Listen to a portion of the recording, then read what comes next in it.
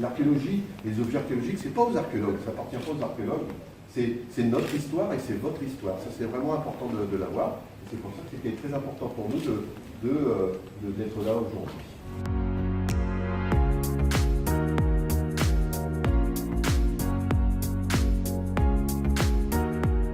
C'est ce qu'on appelle un hologramme. D'accord ? C'est une projection en fait. C'est une sorte d'effet d'optique. Hein ?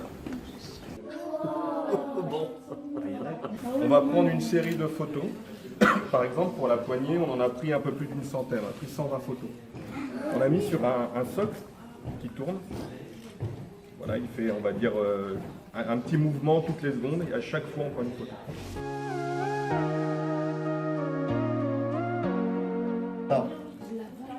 Vous voyez ça, c'est le rhizus dont on a parlé tout à l'heure. Il existe bien parce qu'on est bien les seuls à pouvoir voir ça et ça nous apprend pas mal de trucs.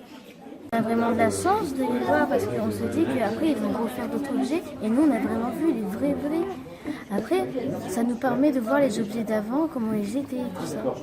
On ira d'ailleurs à Rive-Bon-sur-Arc visiter le musée, sûrement vers octobre-novembre. C'est notre responsabilité finalement de permettre un accès beaucoup plus large à cette matière qui est l'archéologie. Force est de constater que l'archéologie est quand même source d'innovation, moteur d'innovation, qu'elle est aujourd'hui à l'épreuve de la technologie.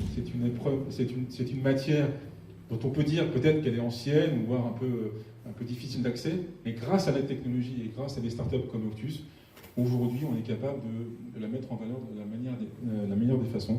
On construise une archéologie de son temps. Une archéologie de son temps, ça veut dire une archéologie qui est hors les murs, hors les fouilles, et qui permet à un moment donné que ce qu'on a dans notre sous-sol, cette richesse inestimable, puisse être accessible à tout le monde.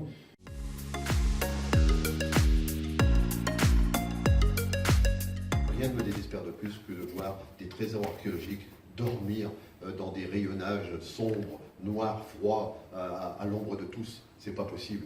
C'est pas l'archéologie, les objets archéologiques n'appartiennent pas aux archéologues. C'est votre patrimoine, c'est notre patrimoine.